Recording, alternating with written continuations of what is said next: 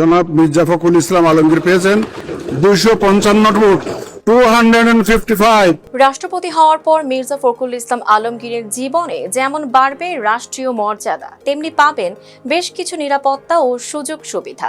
এই পদে তিনি কি কি সুবিধা পাবেন আর কোন কোন সুবিধা বা দায়িত্ব ছাড়তে হবে, চলুন জেনে নেওয়া যাক। সরকারি বাসভবন।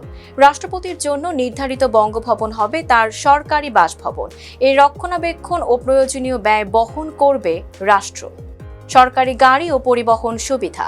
রাষ্ট্রীয় কাজে প্রয়োজনীয় পরিবহন সুবিধা পাবেন তিনি। বেতন। রাষ্ট্রপতির মাসিক বেতন বর্তমানে 1,20,000 টাকা, যা আয়কর মুক্ত। চিকিৎসা সুবিধাও থাকবে বিশেষভাবে। রাষ্ট্রপতি ও তার পরিবারের সদস্যরা রাষ্ট্রীয় খরচে চিকিৎসা পাবেন। প্রয়োজনে চিকিৎসকদের পরামর্শে বিদেশে চিকিৎসার ব্যয়ও সরকার বহন করবে। বিদেশ সফর ও বিমান ভ্রমণেও রয়েছে সুবিধা। সরকারি কাজে বিদেশ সফরে নির্ধারিত ভাতা এবং বিমান ভ্রমণের জন্য বিশেষ বীমা সুবিধা পাবেন রাষ্ট্রপতি। এর বাইরে রাষ্ট্রপতির আপ্যায়নের জন্য রয়েছে বার্ষিক ভাতা এবং বিভিন্ন ব্যক্তি বা প্রতিষ্ঠানকে সহায়তার জন্য রয়েছে বছরে 2 কোটি টাকার স্বেচ্ছাধীন তহবিল।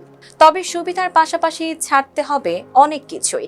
রাষ্ট্রপতি হওয়ার পর মির্জা ফখরুল সংসদ সদস্য থাকতে পারবেন না, ফলে ঠাকুরগাঁও 1 আসনের সংসদ সদস্য পদ শূন্য হবে। একই সঙ্গে থাকবে না মন্ত্রিত্ব।